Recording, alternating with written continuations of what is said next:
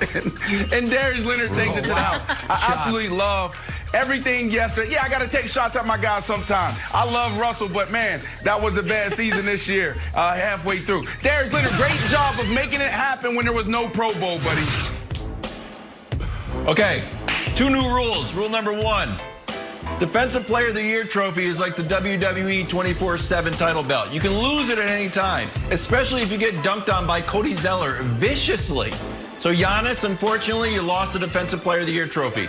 Rule number 2, never make a decision while you're angry. Don't send an angry text, don't send an angry email, and don't pick up an offensive foul when you lose your Defensive Player of the Year trophy. This was the most obvious offensive foul in the history of the world. Like, Cody Zeller dunked on me, I'm gonna barrel him. So, and he's like, what happened? What are you talking about? It's just because you made a decision when you're mad. Never make a decision when you're angry, Nick. It's one of the rules of life.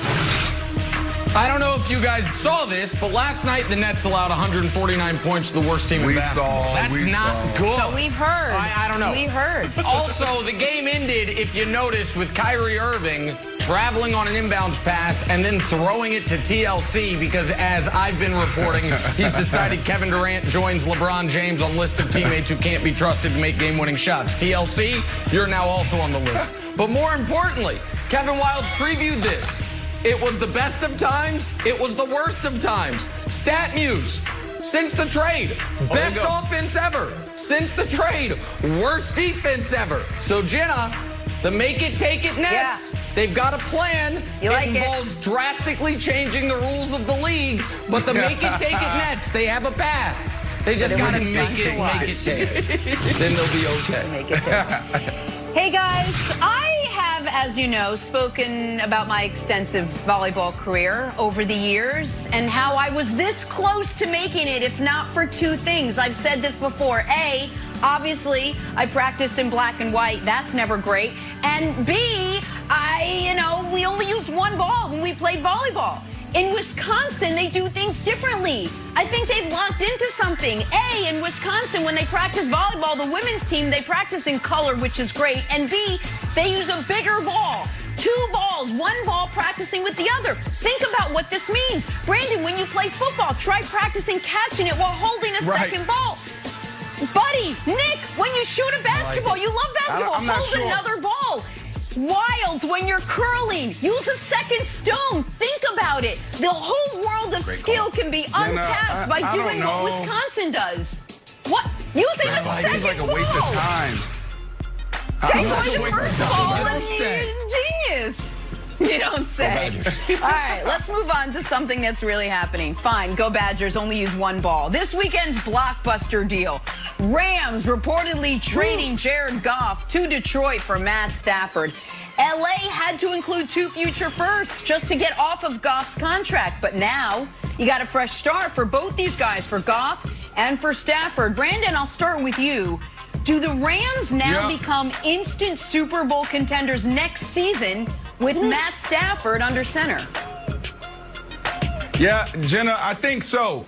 The Rams are in a win-now mode every single year. McVay has never had an opportunity to utilize a #1 pick since Goff. Goff, that was the last time they had a first-rounder. Yep. Now you move forward. The next time you'll be able to pick in a first-rounder, as of now, is in 2024. So that tells you their attitude and their approach. They have everything they need to get the job done. Matthew Stafford, I wouldn't call him elite, because when you think about elite guys make everyone better, and he just transformed the organization. He didn't do that in Detroit, but he has elite skills. This dude is still legit. I talked to Kenny Galladay last night, and I said, man, can this dude still get it done? And he said, absolutely. This dude is still a monster. He can make all the throws, and he's relatable, and he's a great leader. You cannot, if you're the Rams, waste what you have on that defensive side. We hear it all the time. Defense wins championships, Nick, and you have 2 of the best that is doing it at a high level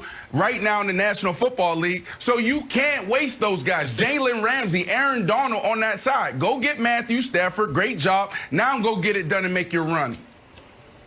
So, Brandon, you always call me our resident GM, right?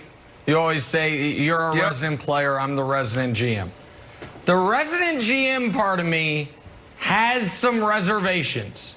Now, the analyst says they're better. They're without a doubt better. They were going to go into next season with the worst quarterback in their division. You can't do that. You now have, even if Stafford is just the 12th best quarterback in football, that's a massive upgrade from our friend Jared Goff, and it gives them a chance to compete. So I understand why you would make this move. But Les Snead is trying to run a football team in a different way than any team has ever been run in the history of the league. Right. Maybe it'll work, but it is risky. Here are 6 names: Stafford, Ramsey, Donald, Kupp, Woods, Whitworth. Those 6 players are $110 million of their cap next year. You then add Goff and Gurley's dead money, who aren't on the team. That's $30 million. So we're now at $140 million of a cap that's going to be about $180 for 6 guys. So you're going to have $40 million bucks for your other 45 players. That's tough. And it also leaves no margin for injury, and you can't recoup it with young talent in the draft because, as Brandon mentioned, they are going to go from Jared Goff in 2016 until 2024, 2 presidential terms, without a first-round pick. So it is a massive swing. I understand why they did it, because they thought they could not win with Goff, and Goff's contract was a disaster. But these swings catch up to you eventually, Wilds. He swung on Brandon Cooks, then ended up trading him away. You Todd Gurley, you pay him early, you cut him.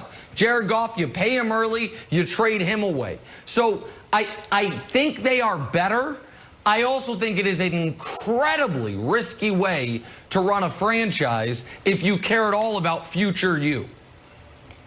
Yeah, so do you like it, Nick? That's my question, because I do. I think we see so many teams planning for the future. The Packers are planning for the future. The Patriots are always planning for the future, and it kind of bit us this year. So for me, if I'm Aaron Donald, if I'm Jalen Ramsey, I'm like, yeah, I like this kind of stars and everybody else concept. The problem is this. We saw Aaron Donald get some bruised ribs, and that was it. They were cooked. There is no sort of next man up philosophy. So me personally, I like it. Do you like the philosophy, Nick? Take your analytics resident GM brain out of it. And just like personally, do you like this team going all in? I prefer this method, Brandon, than the teams that always say we can't do anything, we're hamstrung, we can't, or we're up against the cap. Right. I would prefer this extreme to the other extreme. But I do think there's an argument to be made that somewhere in the middle, not going nearly a decade without first-round picks and not having such a top-heavy roster, because Wilds is right. They can't sustain an injury, Brandon. They are at the top of the list of teams that cannot sustain an injury.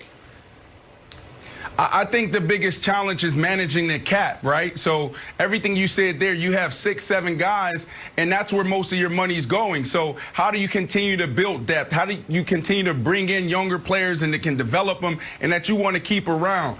But I absolutely love this as a player. Like, this draft pick, this first-round draft pick may not help us this year. So going out and getting an established quarterback, an established corner, an established wide receivers mean more. The Rams have the mentality that they're always going to be picking in the 20s, 22, 23, maybe hell, even 28 to 32. Because in 2018, they went to the Super Bowl. So what is that draft pick worth? So I love the attitude and approach of let's get away from these first-round picks that may not be able to do anything for us. Those first-round picks at the end of the draft, they're hit or miss. So going out and getting a veteran that's already established and can help you right now, I love it. I think this team is doing the right thing, and I think more people should follow suit. The other thing that you said at the very beginning that I just want to revisit quickly is once we get past the trade, what this does turn into is something of a referendum on Matt Stafford. Has Matt Stafford been a good stats, bad team guy, or has he been a guy who the only reason he's on a bad team is because it's the Lions? It wasn't his fault. And if you put him with a good coach, McVay, I think it is, an organization that'll spend money, obviously the Rams are that, you're going to see what